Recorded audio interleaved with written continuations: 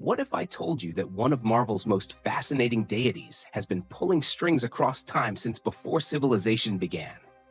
Khonshu, the enigmatic Egyptian moon god, isn't just another supernatural entity in Marvel's pantheon. He's a master manipulator whose reach spans millions of years. But why is this ancient deity so obsessed with Earth? Hey everyone! Tonight, we're diving deep into the shadows where this lunar divine being dwells. Khonshu's story begins in the mists of prehistory, shrouded in contradictions and mystery.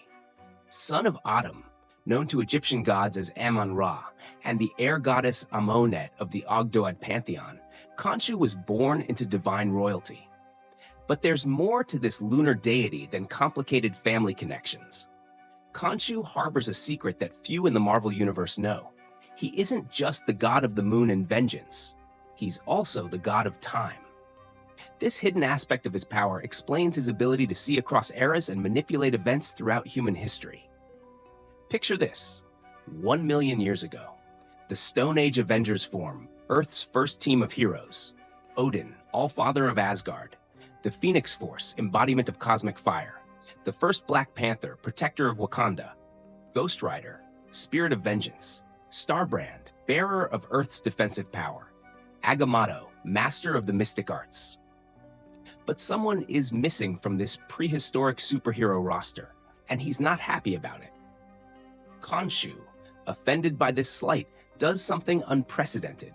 He chooses a mortal avatar, the first Moon Knight, to enforce his will on Earth and antagonize these primeval Avengers.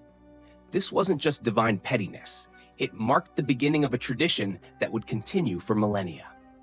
The cult of Khonshu was born, and with it, a succession of Moon Knights who would carry out the lunar god's bidding throughout human history.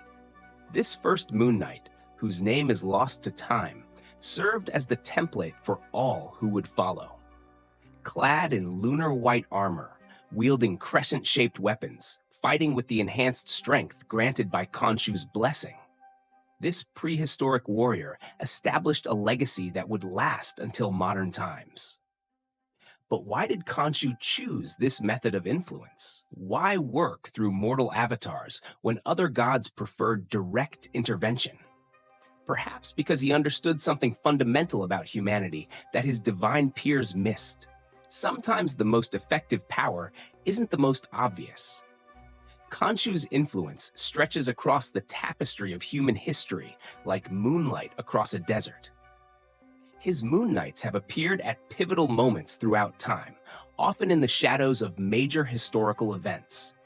In 4000 BC, a female Moon Knight in Mesopotamia faced off against Kang the Conqueror himself. When Kang sought artifacts that would grant him dominion over time, she summoned all previous Moon Knight avatars, overwhelming the Time Tyrant with their combined might. But Khonshu's champions didn't stop there.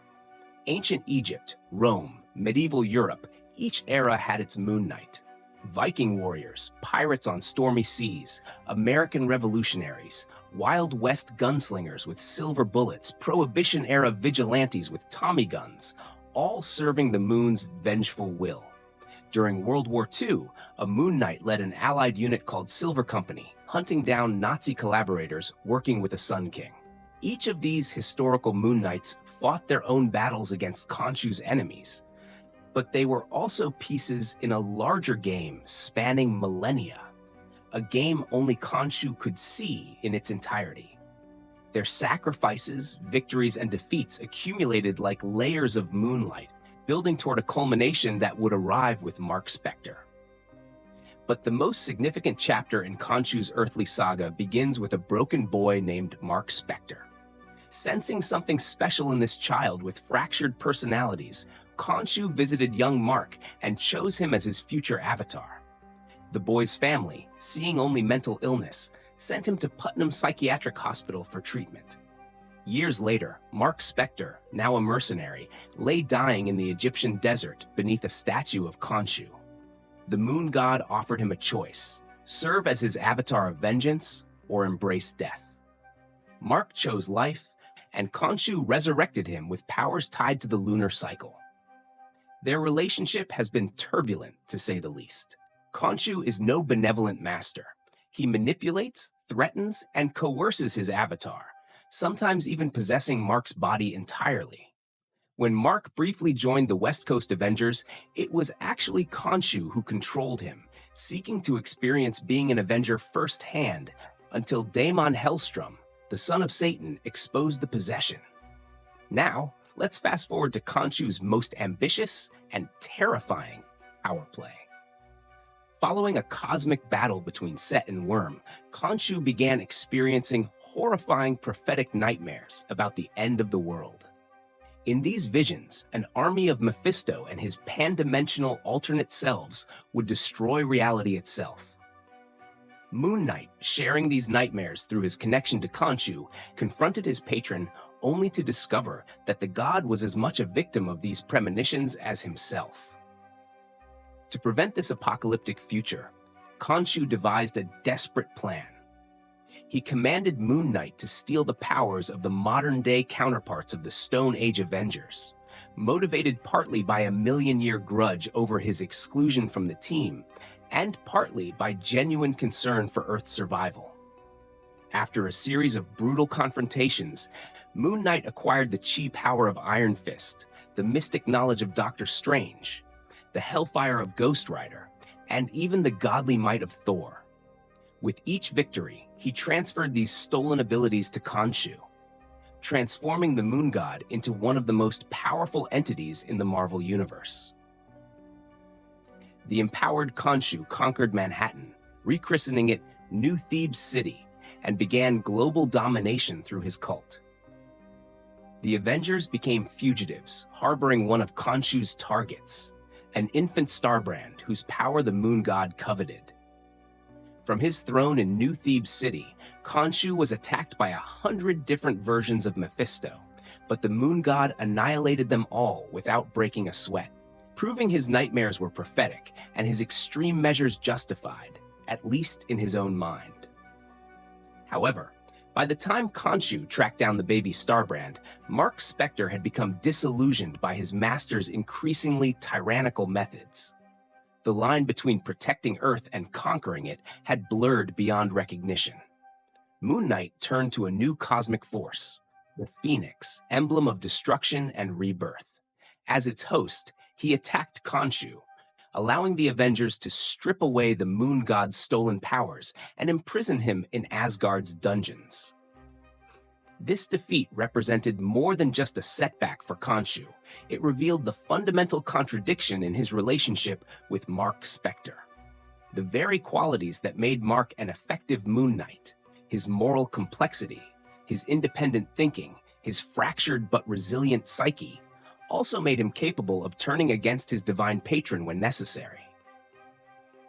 For those of you who enjoy the Marvel Snap card game, Khonshu's abilities there beautifully capture several key aspects of his comic book incarnation. In the game, Khonshu's ability reads, "When discarded, returns in its next phase. On reveal, resurrect a card you discarded to another location with its power set to 5. This card then evolves through 3 phases, Khonshu Waxing and Khonshu Full, with each phase increasing the power it grants to resurrected cards, from 5 to 8 to 12. This perfectly mirrors 2 fundamental aspects of the character, his power to resurrect just as he resurrected Marc Spector, and his connection to lunar phases, with his power growing as the moon becomes fuller. Even more fitting, Moon Knight's card ability in the game is, on reveal, discard an even-costed card from each player's hand. This creates a wonderful synergy where Moon Knight's discard ability works with Khonshu's resurrection power, a perfect mechanical representation of their symbiotic relationship in the comics. The design team at Second Dinner truly understood the essence of Khonshu, a deity whose power waxes and wanes with the moon, who brings the dead back to life to serve his purposes, and who works in tandem with his chosen avatar, Moon Knight. Thank you for taking this journey with me. Who do you want me to cover next? Let me know in the comments. Until next time, remember, the night has eyes, and they belong to Khonshu.